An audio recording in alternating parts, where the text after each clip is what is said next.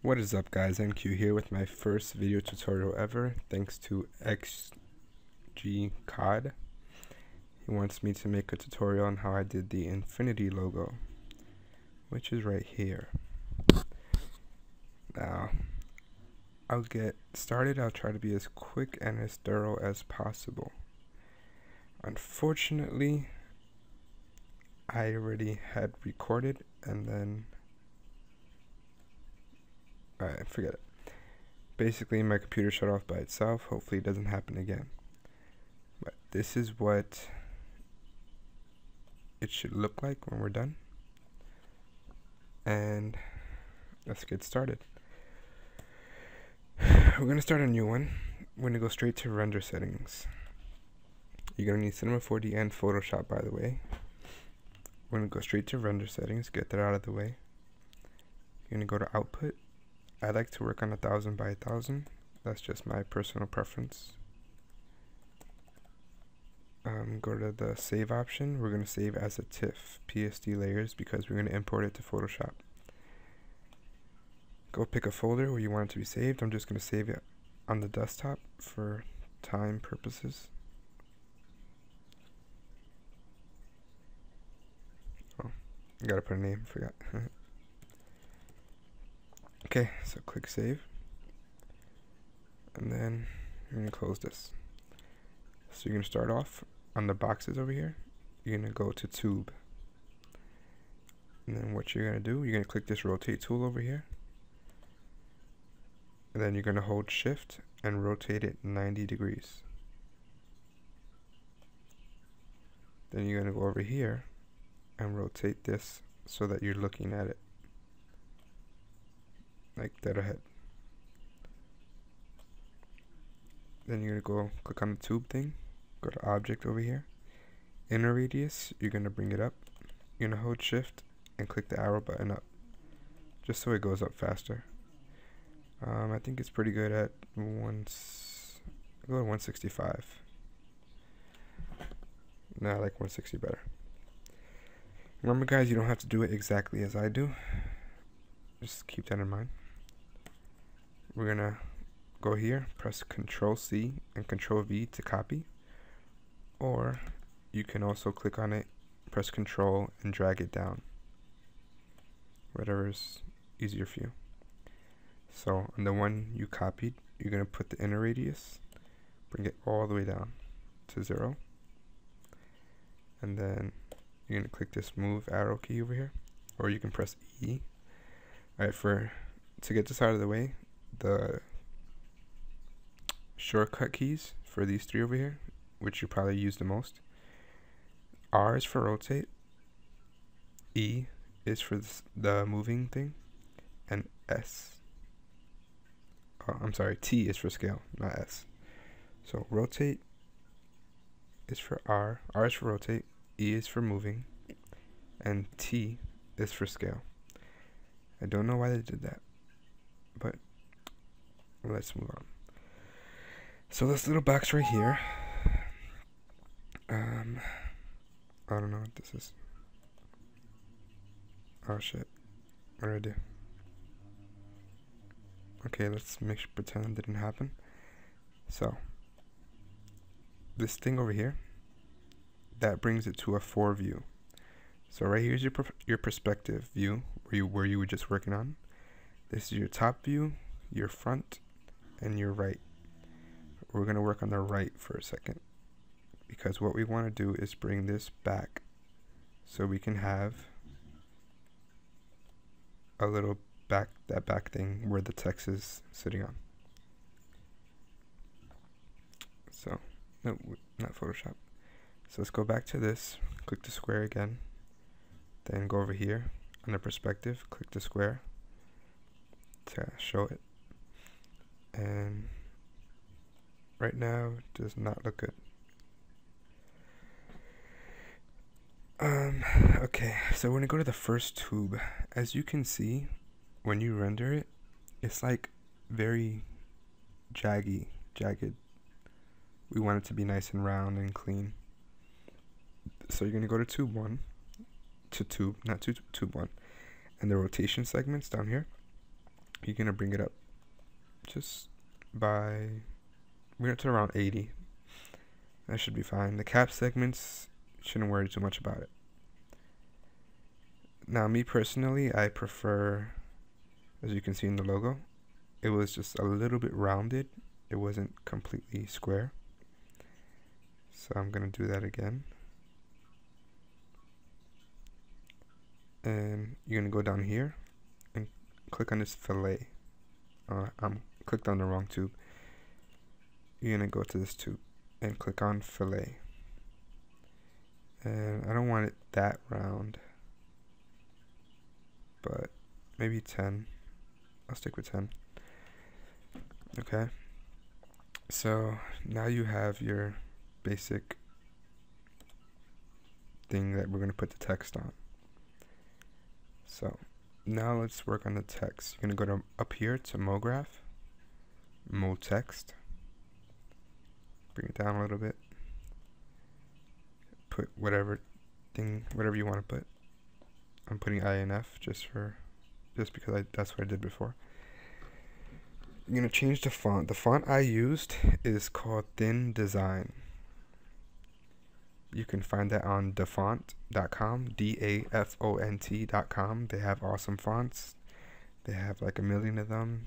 You can browse through them, download the ones you like.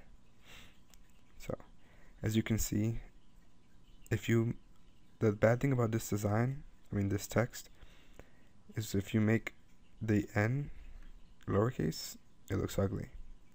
So you're going to want the N uppercase. But you'd also want the N smaller. Well, I wanted the N smaller when I did the design. So what you're going to do is you're going to press, you can do it 2 ways. You can make 3 copies of this text. This is probably the easier way. I'll just show you this way. And then you're going to make an I, a N, and you're going to make a F. And then you're going to move the F, move the N, and you're going to make the N smaller. And how do you do that? You just go to height down here and just make it smaller to what you like. So I'm liking it here. Okay. I think it's too far apart though, so I'm gonna bring the I closer and the F closer. Alright, that's fine, whatever. I actually want the I and F bigger, but we'll leave it like that because we're gonna use the other file anyway for time's sake. So the next thing you're gonna do on the text, you're gonna add a fillet cap.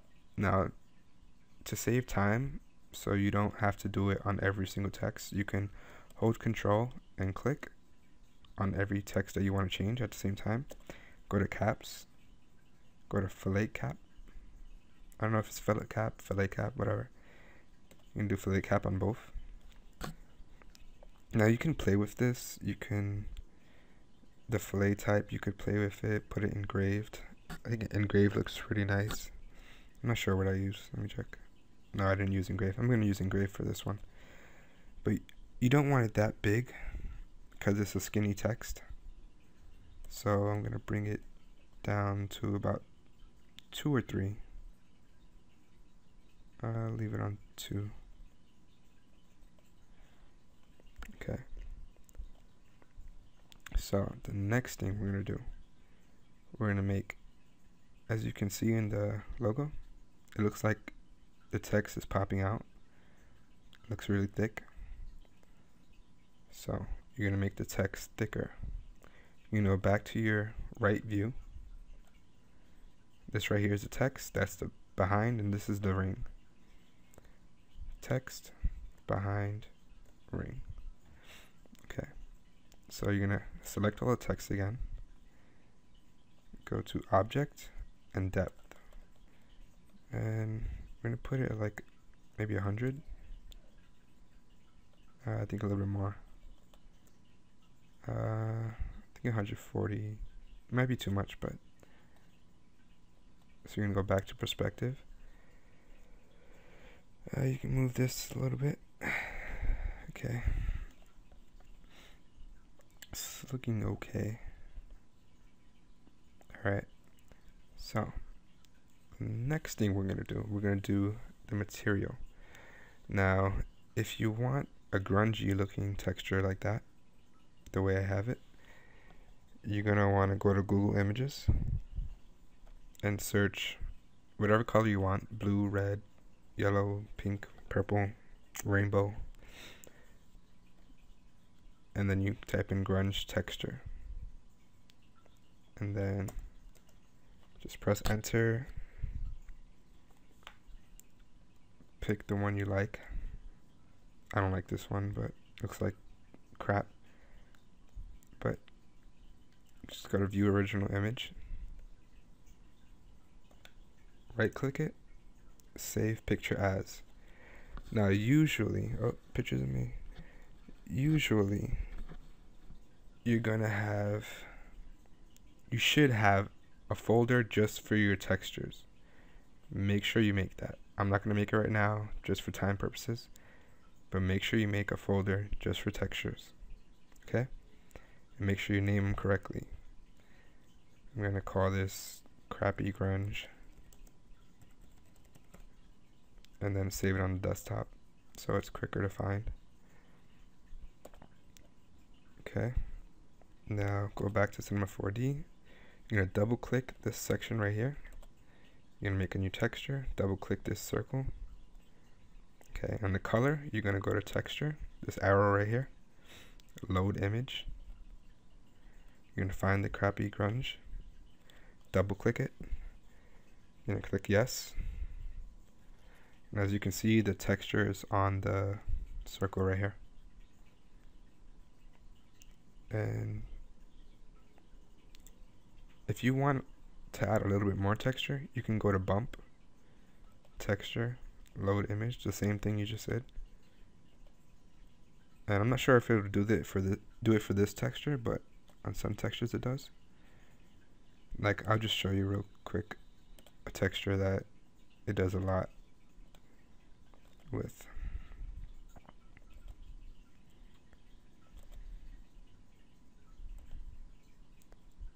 Okay.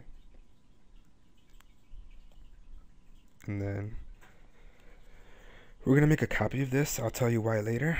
Just hold Control and drag it to the right. What we're going to do now is just drag it onto the ring. And as you can see the texture that it added just now. And as you can see, it looks very ugly on the ring. Extremely ugly. So what are you going to do there? UX. You're going to click on right here. Click on the texture itself. Now you can play around with this. You can play around with the length. Make it smaller. I changed it a little bit. You can also play with the projection. You can make it flat, which made it uglier. It's a lot of playing around with. I'm going to try spherical. Okay, so it looks a little bit better, but I'm just going to make it smaller now.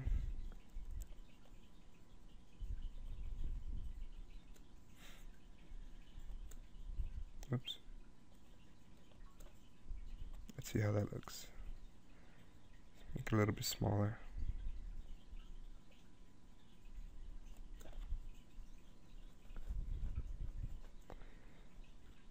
It's not the best, but I know you guys don't want to watch me fix it anyway.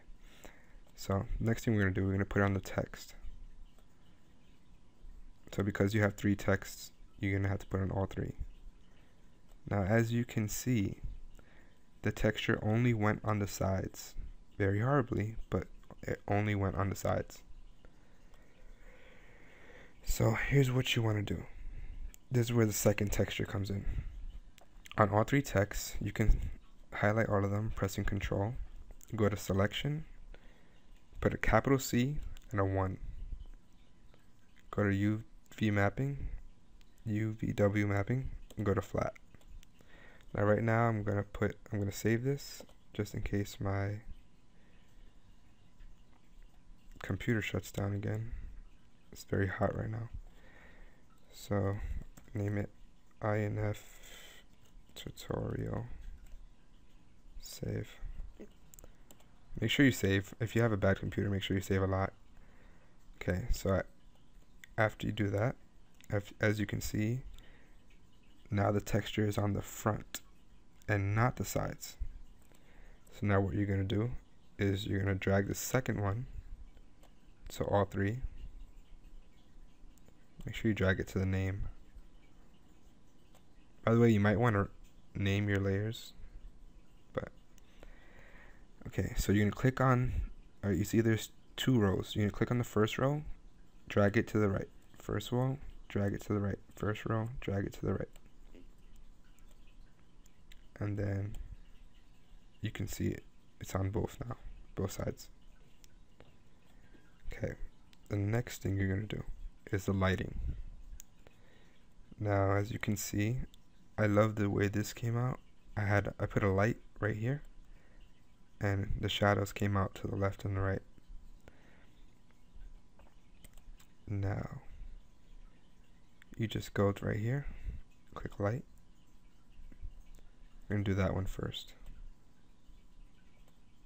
So we're going to go to the right, make sure it's there. Okay, go back to perspective.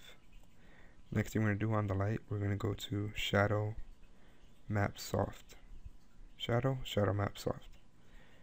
We're going to see how that looks. As you can see, it's only a light there. Okay. So next thing we're going to do, we're going to Control C, Control V. The light, just move it over and move it back. So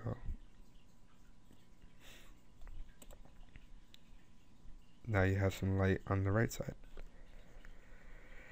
Then you're going to press Control C, V, and move it over to this side. Now that looks okay. I kind of like it. If you want to put a light in there so you don't have any black, you can. But for time purposes, I'm just going to leave it like that. Now, that's how you make the 3D version. Of course, you can play with the intensity of the lights on all of them. You don't want it so intense, you want it dark. Whatever you want. Okay? Next thing I'm going to do is I'm going to go back to my other window because I don't want to use that brown thing. So this is what you have if you use the blue, whatever, but something like this. So you're going to go to render settings, just make sure you have everything right. TIFF PSD layers, that's the format. File, wherever you're putting it at. The output, I'm going to put it back on 1000 by 1000. Make sure you have everything down, and then you're going to use the shortcut to save it, which is going to be Shift R, and it looks, we're going to make it a lot better in Photoshop, but that's how it's going to come out. Okay, now just save it and close. Okay, so next thing we're going to do, we're going to open Photoshop. This is basically what your layers are going to look like when we're done. I have them all turned off right now. So we're going to open, Control O, go to your desktop or wherever you saved it at, and open it. And now you're going to click on this, you're going to drag it off. You're going to click on the move tool or press V. If you learn shortcuts now, it makes your life so much easier. Okay, and now we're going to close this out because we have it right here.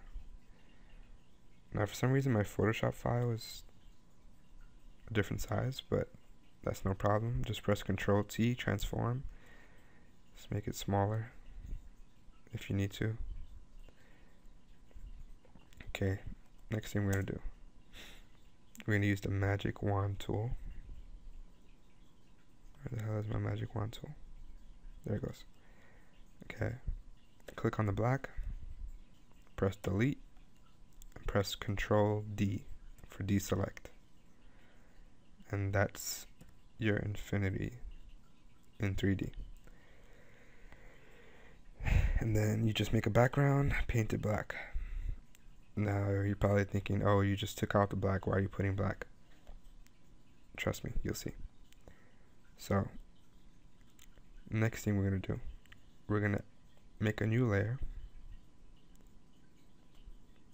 and then we're gonna paint the layer with the paint bucket tool, paint it black. So you should have just layer and then a black layer, and now it's gonna look like this, and it should be on top of your Infinity 3D.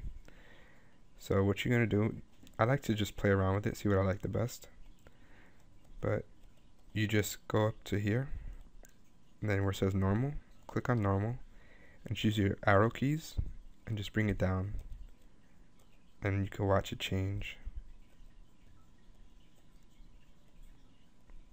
I like overlay. That's what I usually use when I put the black on. So I use overlay or a soft light. I had soft light on. So the next thing we're gonna do, we're gonna play with the adjustments. Now, a lot of this is, trust me when I tell you, it's just playing around. Playing around with your levels, playing around with your everything. So, we're gonna go to adjustments. Hold on. Alright. Wait. Put this back on soft light. Go to adjustments. You're going to play around with the brightness, contrast, levels. Basically everything here will affect your picture. And the good thing about it is that it saves as a new layer on top, so that it doesn't, so that you could turn it on and off if you don't like it. So what did I do here? I played with the levels and increase this and move these arrows in and out. See how it changes, if you want it dark, if you want it light. Now I know you don't have the same texture as me, so I'm not going to tell you exactly the levels that I have, because it won't come out the same. And then you'd be like, oh, this come out sucks, you suck. But so I played with this. Let me delete this. I played with the levels, I just said that. I played with brightness and contrast. And I played with the color balance. The color balance is what really made this pop. How it went from that blue to this. The color balance is such a powerful tool to work with, because you could change everything about a logo. It's all about playing around with it. Like, you have so much fun just playing around with it. And then if you find that you like what you see, just play around with it, highlights. You change everything about this. All the colors. I know it looks crappy now, I'm just showing you. Okay, I'm going to delete this. So I like the way that looked. So the next thing you're going to do, on top of the background, you're going to choose a color. Now what I chose, I just went in here and I chose a color from here because I was going to put it in the background anyway. So I just said okay. You can go to your brush tools, and then you're going to download, you can go to DeviantArt, I believe, or you can just Google it. You just Google Grunge, Photoshop, Grunge brushes. If you don't know how to install a brush, just leave a comment and I'll make a tutorial showing you how to install a brush. But which ones did I use? I forgot. I'm gonna just use this one. This is not a grunge brush, it's a sunburst, but just for time purposes. So you're gonna make a new layer on top of the background, and then you're just gonna paint it, whatever. You can change the opacity because you don't want it as noticeable, but you want it there. You don't want them to take their eyes off of your logo. So I came up with the grunge brushes. I came up with that background. This right here. So I put that in the background. Then what I also did was I played with the color balance again, and I put the second color balance, as you can see, it's under the layer. See? So if the color balance on top, the color balance, whatever's up on top affects everything under. So put this color balance on it until I like the way the color came out. And then once you have the background you like, once you have the colors you like, it takes time. Don't worry if it takes you a really long time. It probably took me 2.5 hours to make this, to get everything right the way I liked it. I had my sister next to me helping me out. Like, do you like this? Do you like this? Whatever. So it helps if you guys want to save a file, send it to me, saying, oh, do you like this? What can I change? Feel free to send it to me. I will give you my honest opinion, and I'll help you out in any way I can. So the finishing touch will be a lens flare. So the next thing you're going to do, you're going to go to Google Images, whatever color you want. I'm just going to search blue lens flare.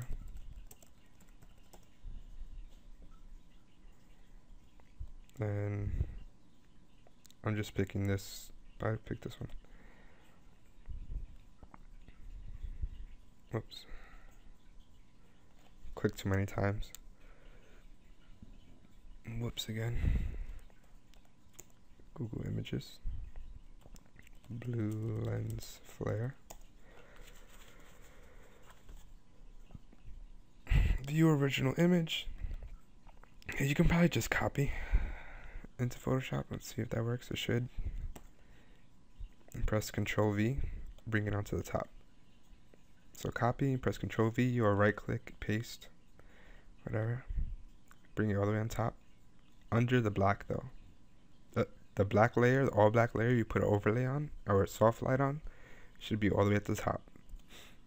So this lens flare, you can rename it if you want. I'm not going to right now. The same thing you do with the black, you just press down until lighten works well, screen works well, I think overlay works well. Lighter color not so well because you can see this outside over here. Linear dodge is okay. I believe let me see what I went with. I'm not going to delete this, use the one I already had. Linear dodge, add. And then you just move it to where you want it. This doesn't look right because I don't have the infinity under. But that's basically it. After you have that, you can bring it down here just to see what effects the brightness and levels has on it, but I don't recommend it. So after that, save your file, save as. If you want to save it as a picture, you go to File, Save for Web and Devices.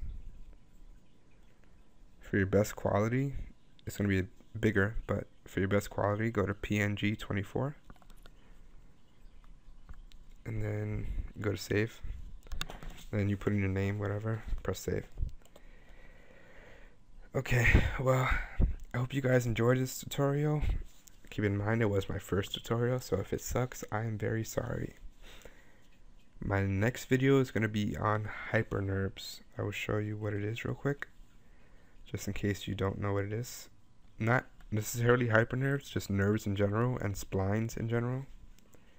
I have not seen tutorials on that, and I've learned it in class, which is why I have decided to show you guys.